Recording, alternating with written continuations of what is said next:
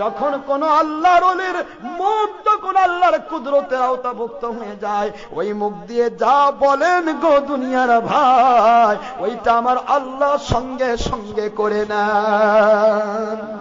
জমিদার এবার চিৎকার দিয়ে বলতেছে, রে আমার সশস্ত্র বাহিনীর ক্যাডারেরা, আমি জীবনে দেখি নাই মানুষ নাই জুতা পিটাই।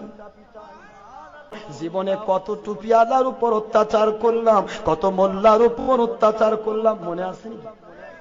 মোল্লা সাহেবদের উপর অত্যাচারের স্টিম রুলার চালালাম, কিন্তু কোনদিন জুতার বাড়ি তো দূরের কথা, কোনদিন কেউ আমার সামনে দাঁড়াতে পারে নাই। আজকে এই ব্যক্তি জুতা পাঠিয়ে দিল, মানুষ সারা জুতার বাড়ি দেয়, এটা সাধারণ মানুষ নয় রে, সাধারণ মানুষ নয়। আমি পেয়ে গেছি সত্যিকারের আল্লাহওয়ালা।